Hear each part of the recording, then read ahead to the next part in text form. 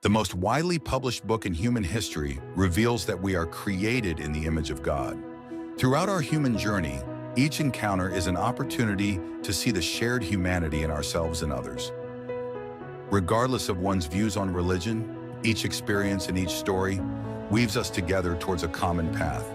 A path of transformation, a process of growth and understanding, a recognition that, at our core, we share a common destiny. What does the search for truth really mean in our lives? How can we find a sense of unity in a world so diverse and divided? As we reflect on these questions, we start to uncover a fundamental connection that binds us all beyond our differences. Welcome to Created in the Image of God, Building Vibrant Communities, with our host, Wade Franson. Today's episode is Elephants, the Grass and War.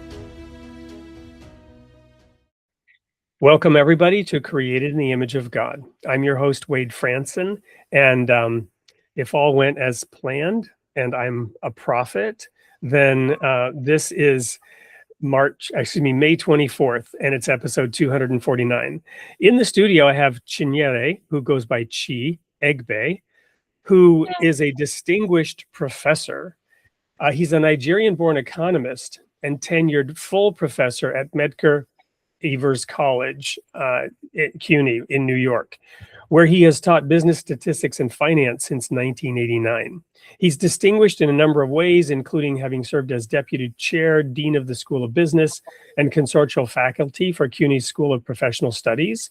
He's led major accreditation efforts, launched new degree programs, the first fully online degree of its kind, helped create a financial markets simulation lab that brings Wall Street style learning to Brooklyn, New York. And he's driven local economic development programs in the community. But we're really here to talk about his backstory and the experiences he had leading up to all this when he was living in Nigeria. Welcome to the studio, Chinyere. Thank you very much for inviting me to your show. I'll be very, very glad to have a conversation with you. I've had what I would rather call an eventful or exciting existence as a person.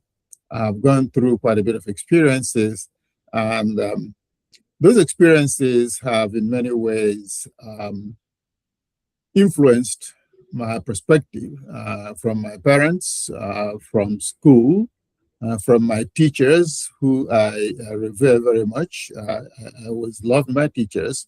And so today I'm teaching, which is one of my passions as a child. And as we always do on this show, we like to ask about your creation story, which is particularly pertinent in your case because of a book you wrote, which is titled Elephants, the Grass, and the Teacher. And this book covers your personal experiences during the Nigerian Civil War from 1967 to 1970, a situation that many Americans perhaps are not familiar with, but many important lessons. So let's just dive into that backstory. Tell us a little bit about your parents, the circumstances you were born into, and the events leading up to your experiences in that war. Well, if you see throughout my book, I made a lot of reference to divine intervention because a lot of things that happen, my family, somehow escaped many close calls, or let me say several close calls to annihilation. And I reflected back on it, writing my story, and to say, I could not see, even as a statistician, what's the probability that we could have escaped all of these? And I say, these were divine interventions. But let me get back to my background, and in fact, how those experiences led me into writing a book about the Civil War in Nigeria. I was born by parents who were, I would say, great parents to have, in the sense that they provided me, guidance based on, I would say, the experiences. My father was a teacher, a celebrated teacher, who, many people that passed through him really loved him very, very much and were willing to do a whole lot for him. My mother was a dedicated housewife and a mother who made a lot of sacrifices just so that her children would survive and so that her children will grow up with, I would say, stable mental and spiritual foundations. My mother was a giving mother to the very, very, very end. Now, my father was a London educated educator, a biologist, an agricultural scientist by training. My mother was a Bible-wielding mother who depended a lot on prayer and God in whatever she was doing and whatever advice she gave us. I was born in colonial Nigeria, that is, in Nigeria that was still under the British colony. I went to school when there was a lot of, I would say, regimentation and discipline in education. Even in the social environment, good behavior was, directly rewarded. So I always believed in process, in procedure. And I grew up with, I would say, a rather rigid sense of fairness, of right and wrong. Given that my dad was very well known as a civil servant who was, according to his own perspective, uncorrupted, I was, in a sense, I behaved myself. I wouldn't do anything wrong because if I did, somebody would immediately say, I'm going to tell your dad. And that was all I needed.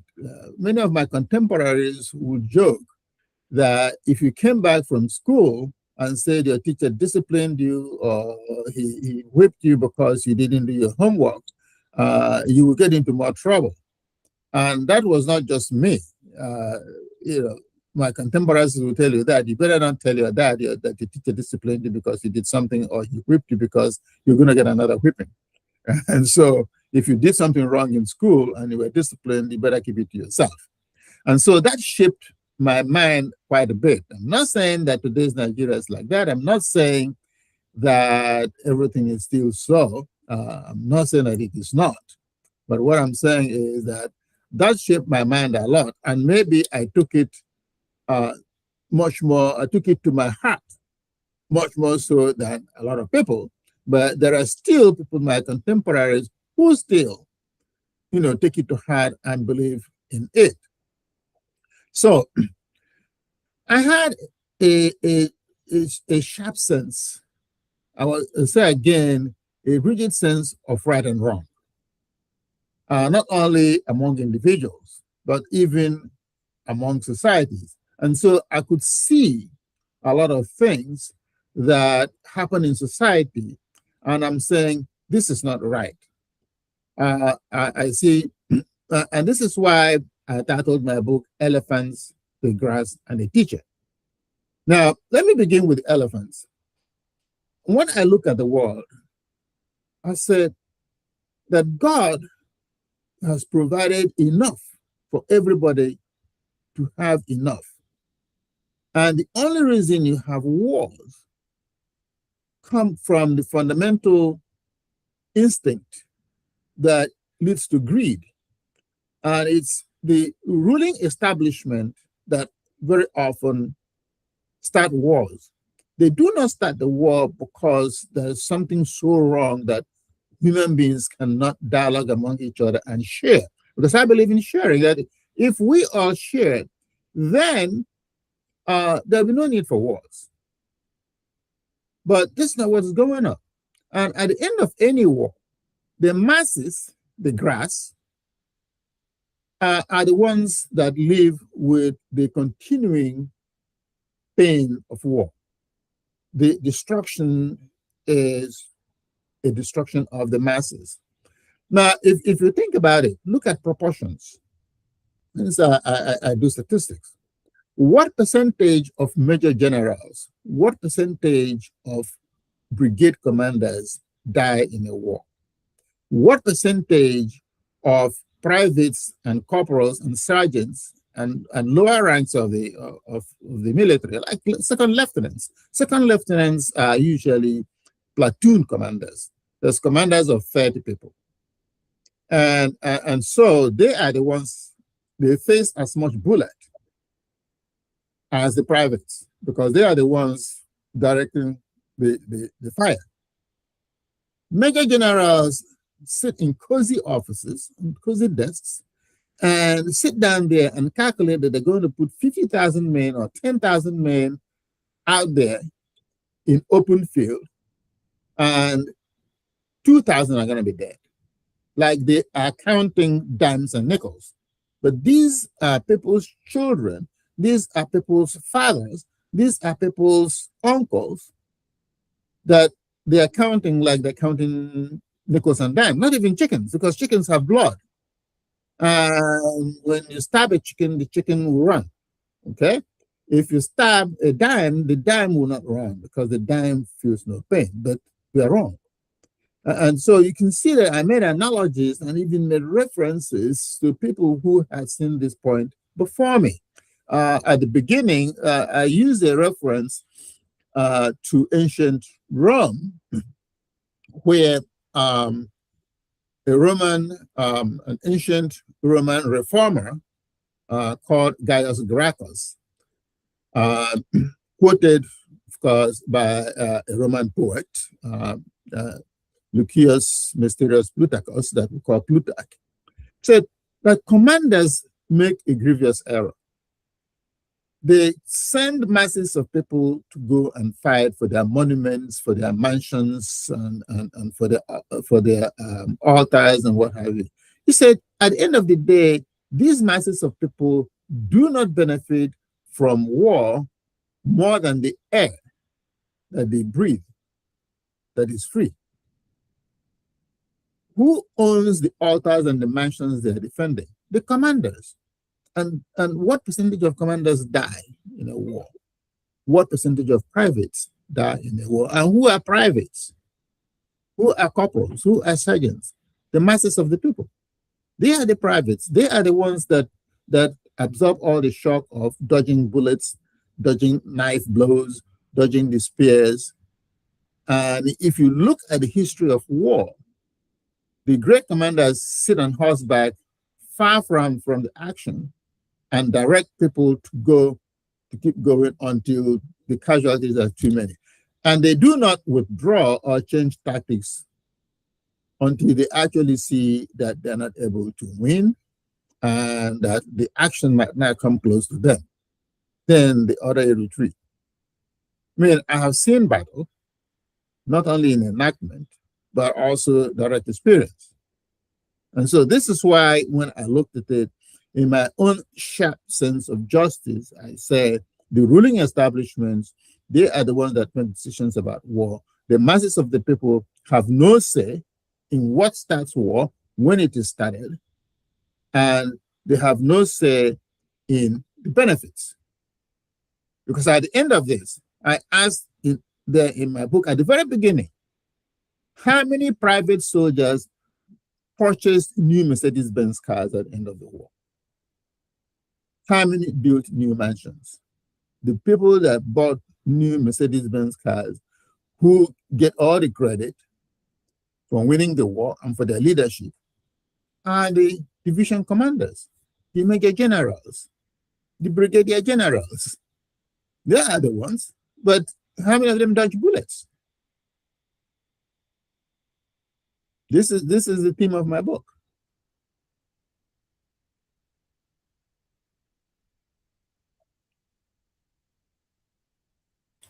Sorry, I was on mute just listening. That's a powerful analysis. And I was also wanting to comment on something you said earlier about, where these wars come from. And you pulled it straight out of the Bible without referencing it, the Apostle Paul, from whence come wars and fighting among you. They come from your greed, your desire, your lusts. Yes. And as you mentioned, God provides enough for everything. Even the sparrows have homes and food. So So as you were living in Nigeria, just tell us a little bit about what you saw unfolding on the ground. What was behind this particular civil war that erupted in 1967, and what was your experience with it? In fact, what led to the eruption of war, again, was the struggle among the key players in the ruling establishment. And let me talk about the events first, just as events, and then where the leadership came into it. And one of I would say my publishers, I have a website, a dedicated Facebook page for this book. And one of the pictures, is captioned "When Leadership Fails." And it's not about leadership of one side failing. They're talking about broad leadership, the ruling establishment, when they fail. So let me begin with just events, as events.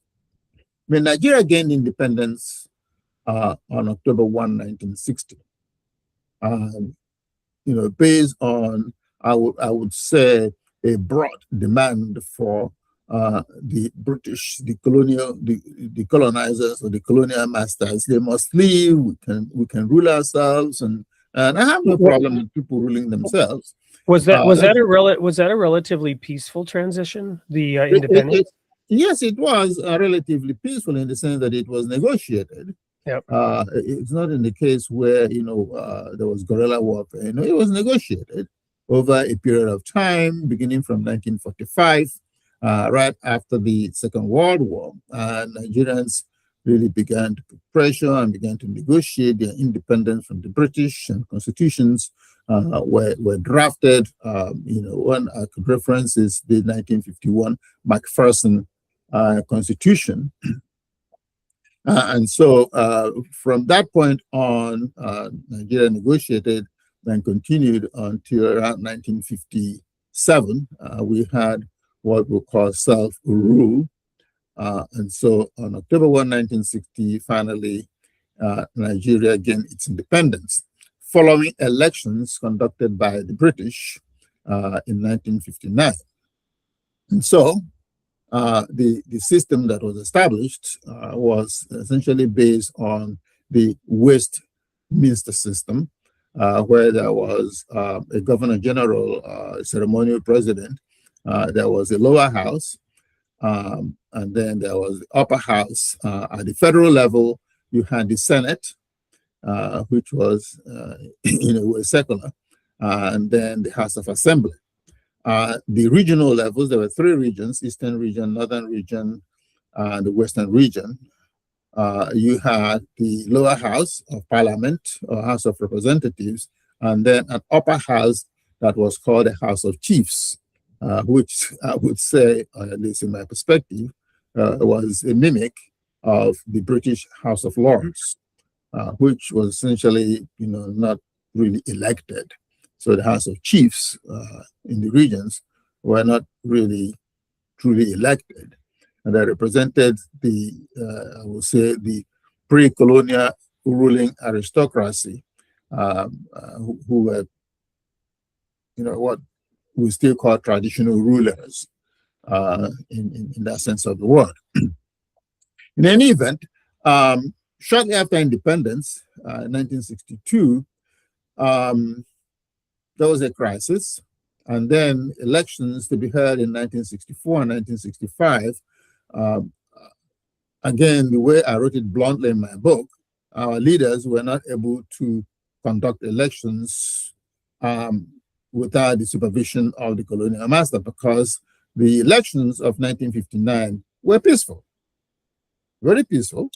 But once the election came into our hands, we could not conduct basic election. And so in 1964 and 1965, elections in Western Nigeria in 1964 and elections at the federal level in 1965 degenerated into violence. And the Western Nigeria in particular was just horrible. leaders clashed. And so in January 1966, a group of army officers decided that the system was not only corrupt, but the violence from the elections were simply not tolerable. And so they decided to overthrow the government, not only charging that the events around the country was going to degenerate, and besides that, the system that was established was corrupt. And so one of their agendas was to eliminate corruption, which of course they have not.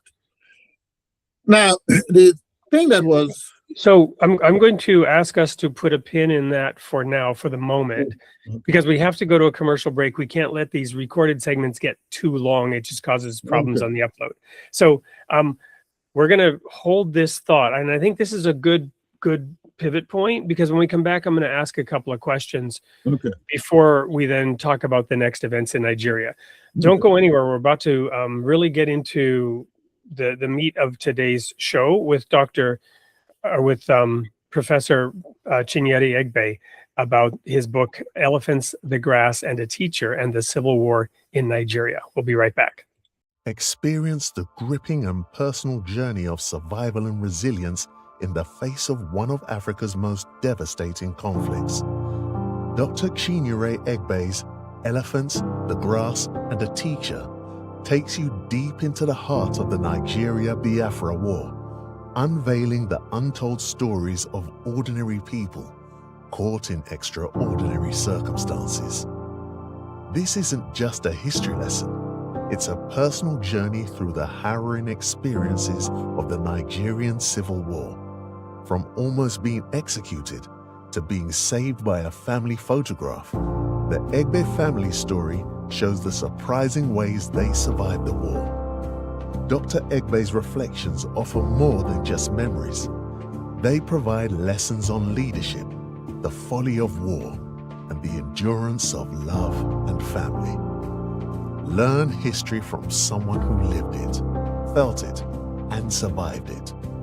Elephants, the Grass, and a Teacher, an audacious contribution to the historiography of the Nigerian Civil War. Dive into a story that will educate, inspire, and move you. Available now on Amazon and Barnes & Noble.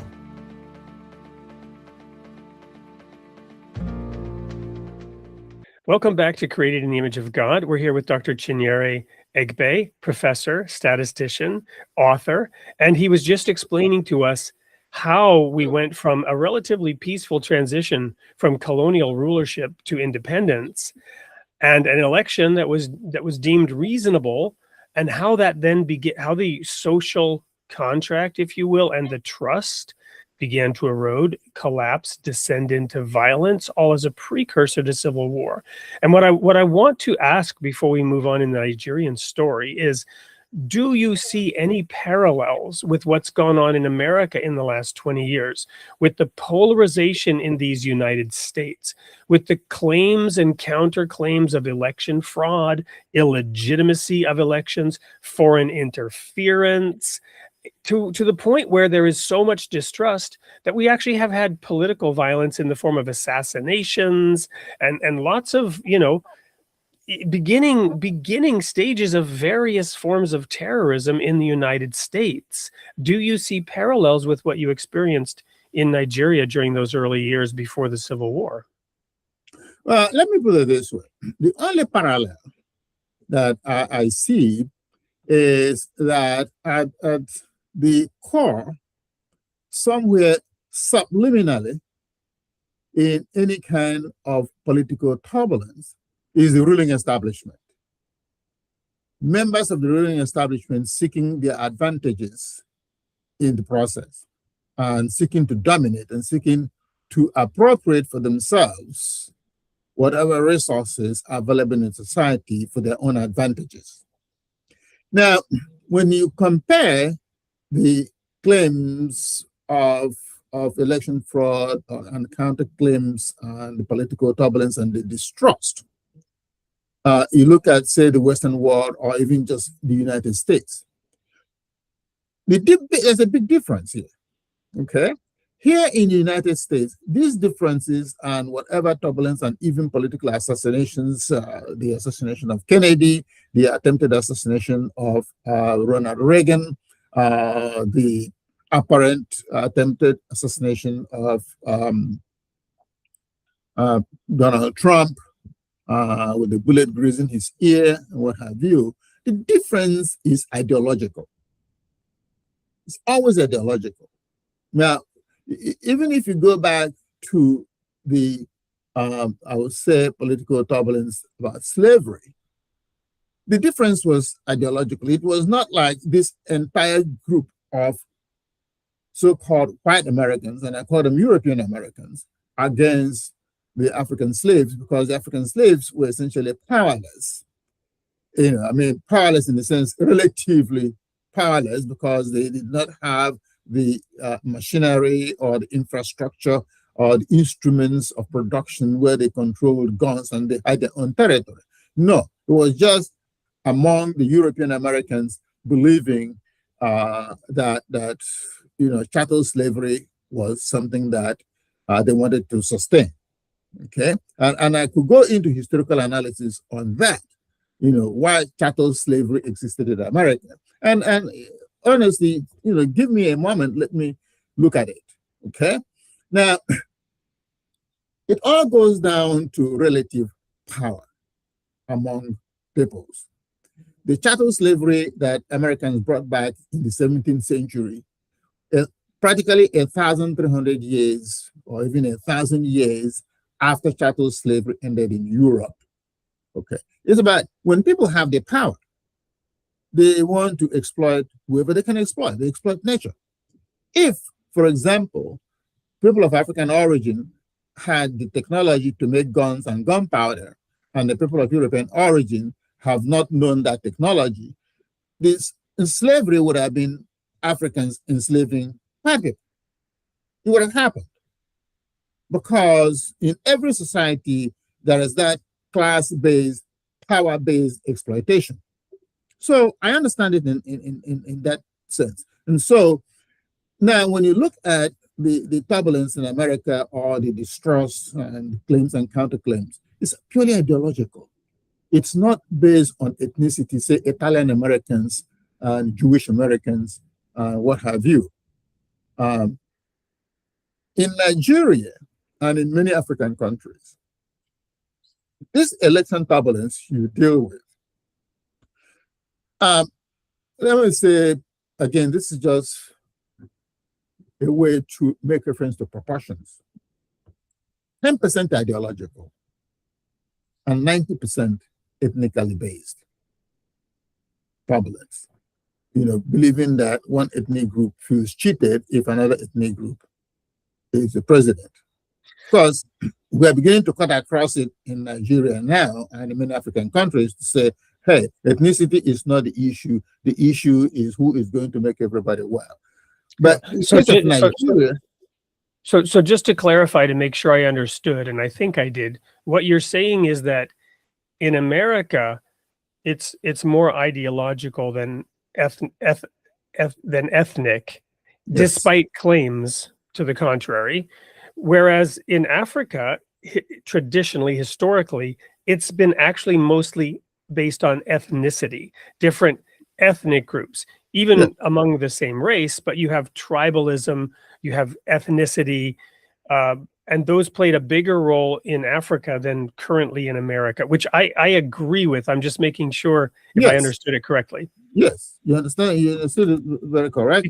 Because issues of identity, race, ethnicity, are exploited by the powerful in order to align peoples with their ideology, using these hooks or these triggers, these frankly mental viruses, to infect them with ideas around that affect their identity, that go deep and cause them to align with this ideology or that ideology.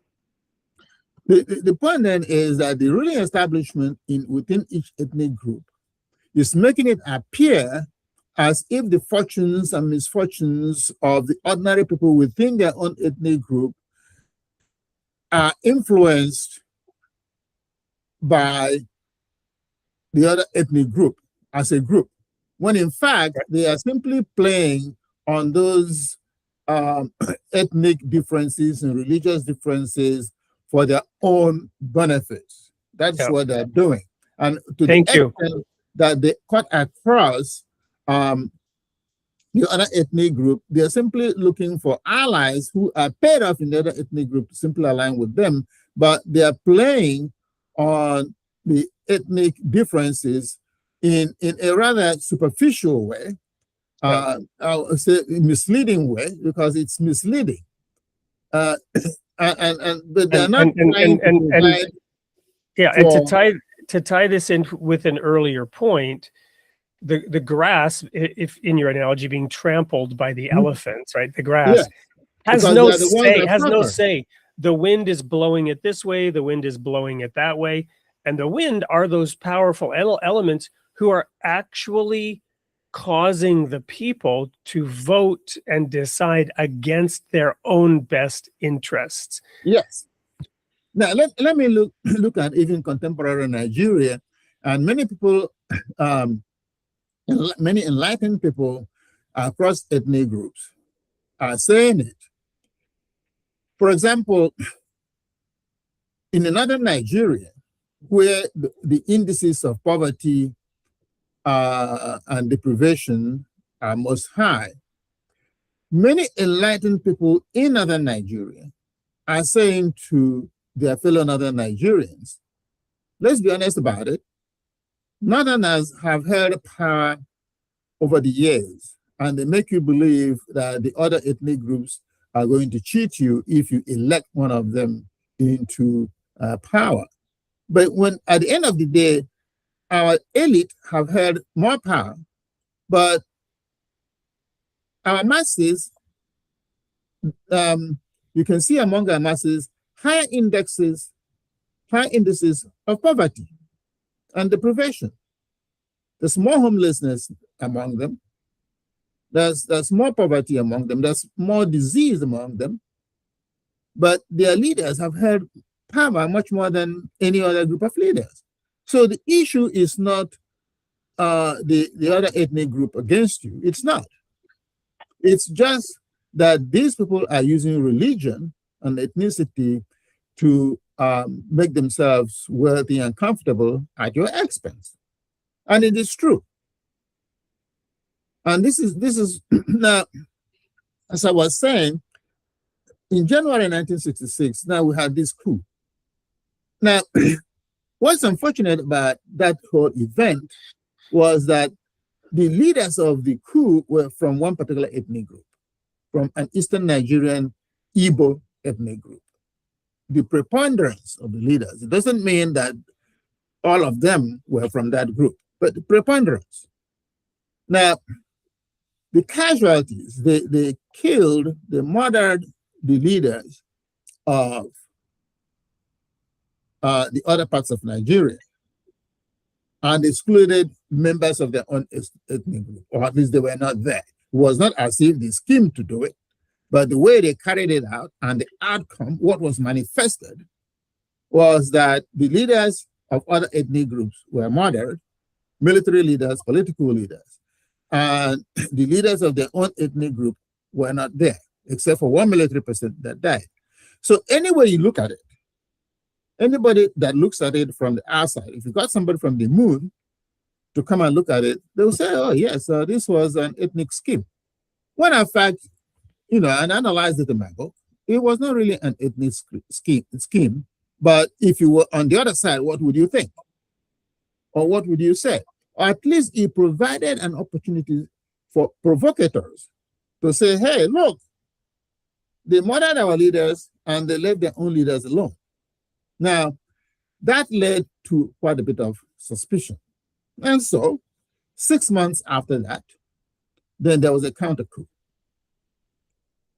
which again was ethnically biased.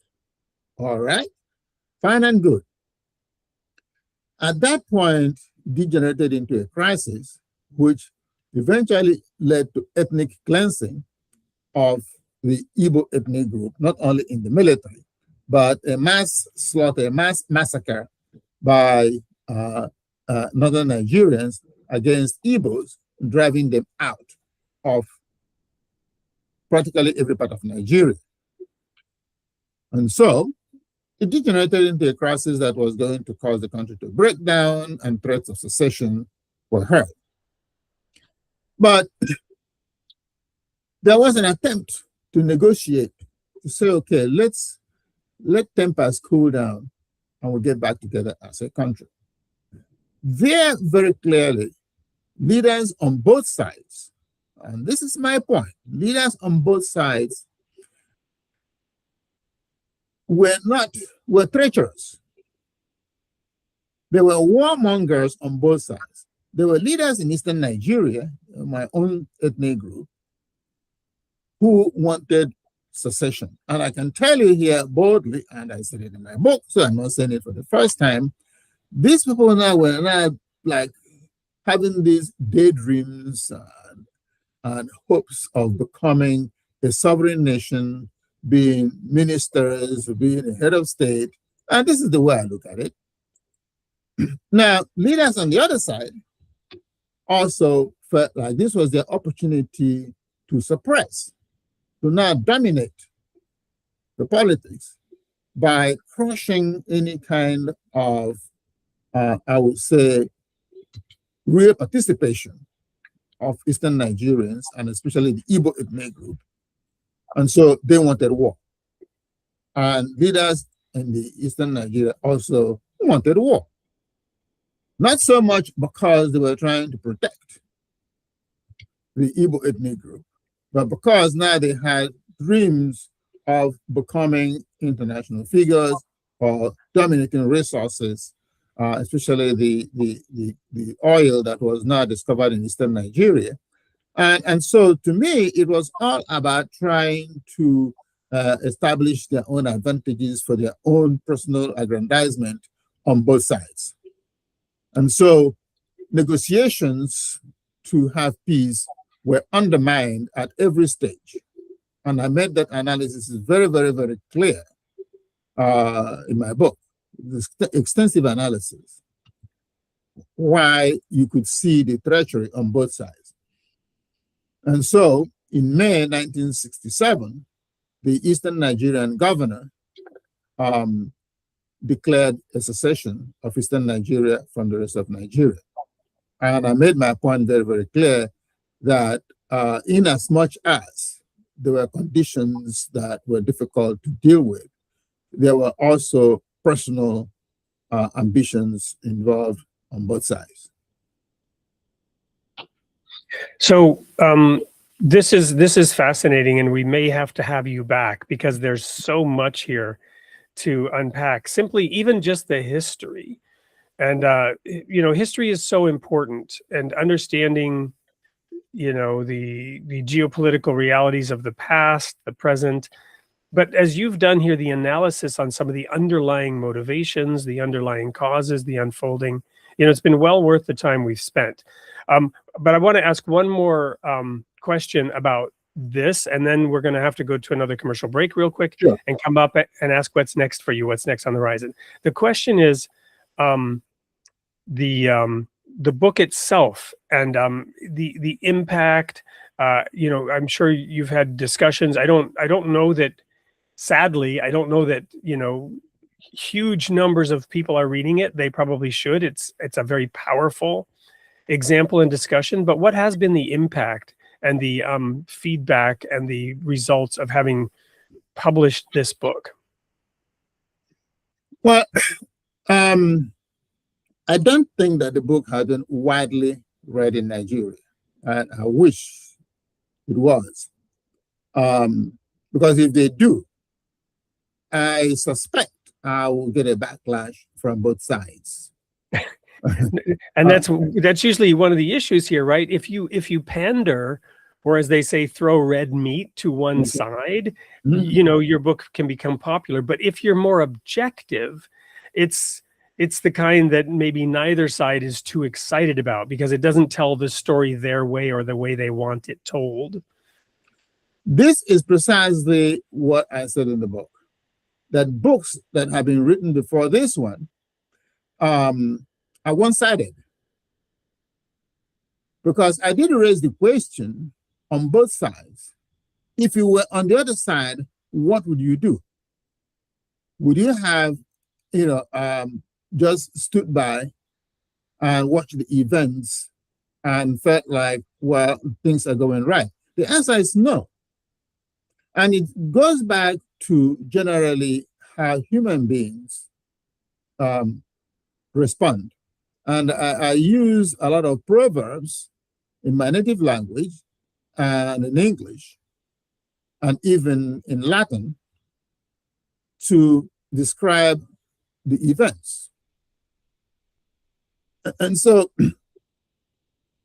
the few people that I know a lot of people have read the book, both from my ethnic group and from the other side.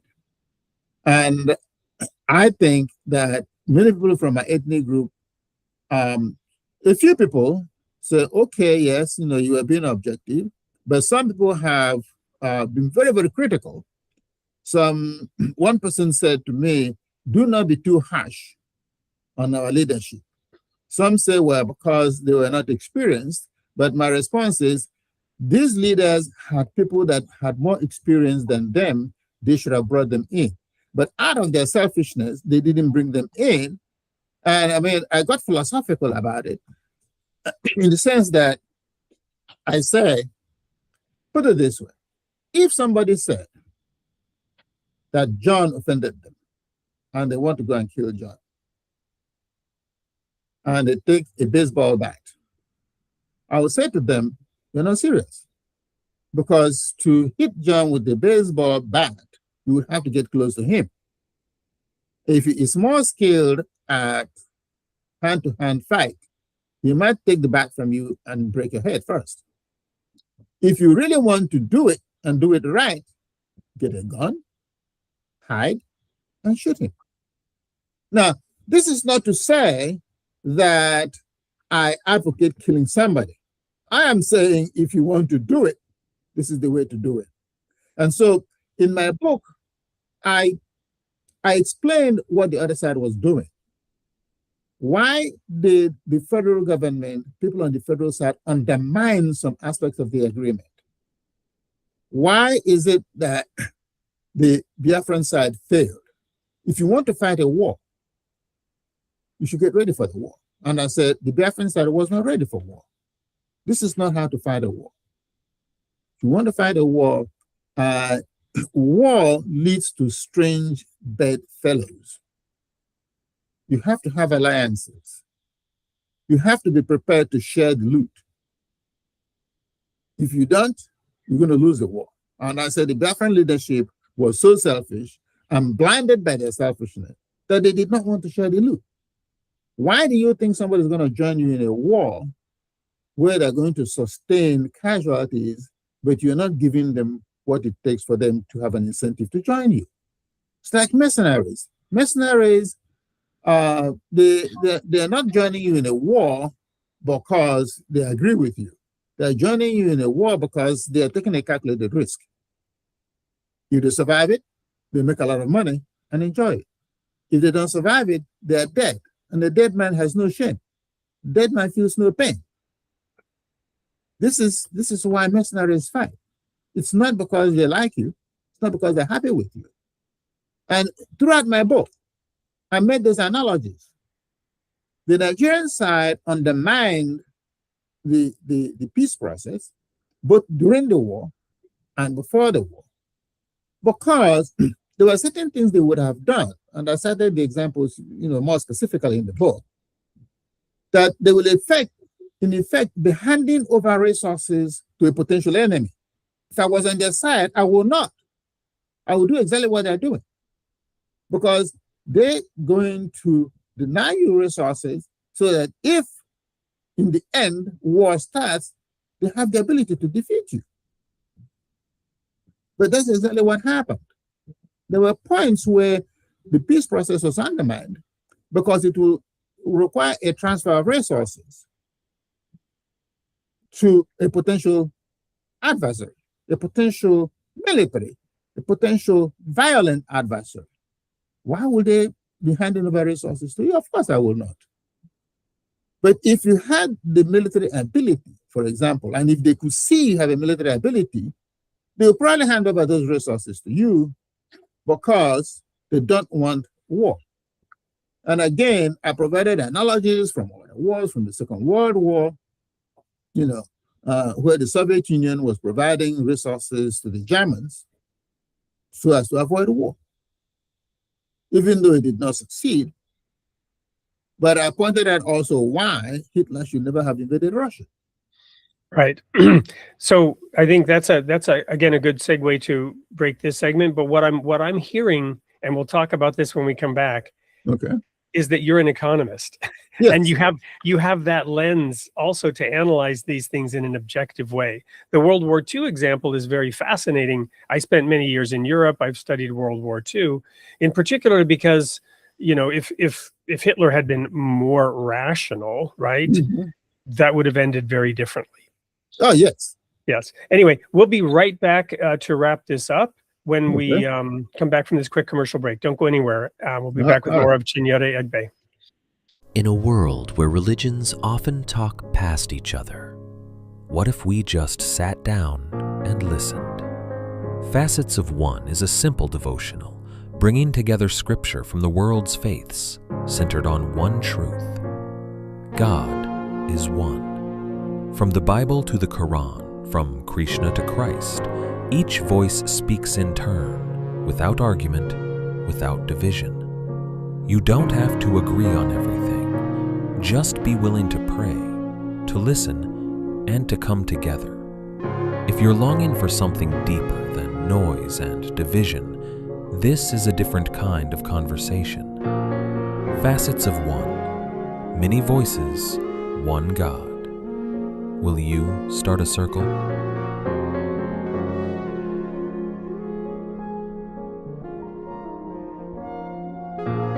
Welcome back to the wrap up here with Dr. Chinyere Egbe. We've just concluded hearing about his analysis really as an economist on some of these things, human behavior, decisions that are made, why they're made, in terms of understanding the dynamics, and hopefully learning pragmatically maybe how to avoid some of these things. There are certainly, taking this grand global geopolitical scale, also examples that we can use in our own life, with our own situation, our families, people that we have to make peace with, negotiate with, align with. But tell me, so people can get your book, I assume, anywhere, or Amazon.com, Barnes & Nobles, they can walk in and order it at any bookstore, I assume, or they can find it online? Yes, I mean, right now the book is available on Barnes & Nobles. It's available on Amazon. Amazon has become one place that you easily get any book there. Right. Yeah. So yes, the book is available on Amazon and Barnes & Nobles. And so tell us a little bit now about your current phase as an educator, how all of this is playing out, and what's next for you on the horizon. What's next for me on the horizon? I mean, I've been in academia for the last 40-something years, 42 years. And so maybe what's on the horizon for me is retiring, but not retiring quietly. I'm still involved in some projects. I would like to continue to work on this book. An audio version is on the way.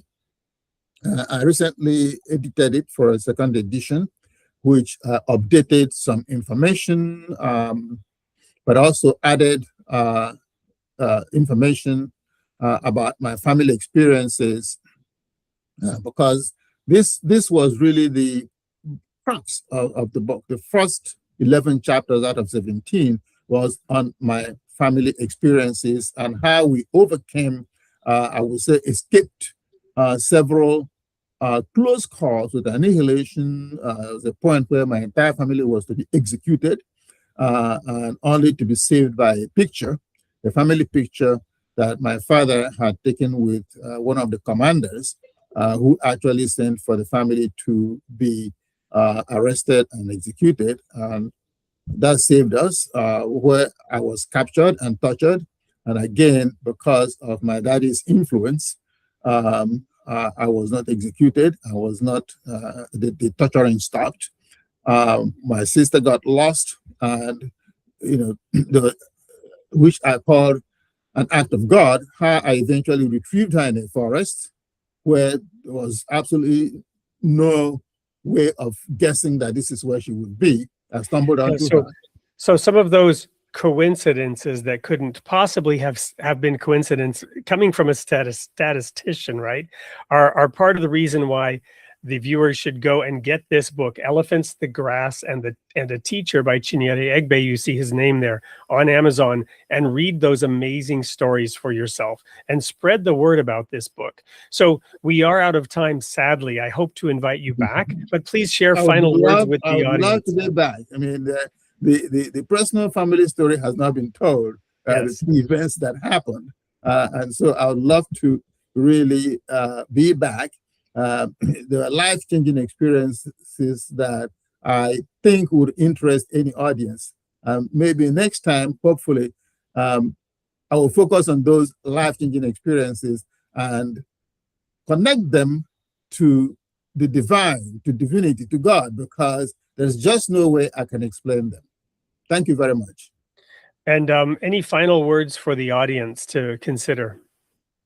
Yes, one final word I would like to have for the audience is, let us as human beings think and understand that dialogue is very important. There is enough, provided by God Almighty, that we all can be comfortable.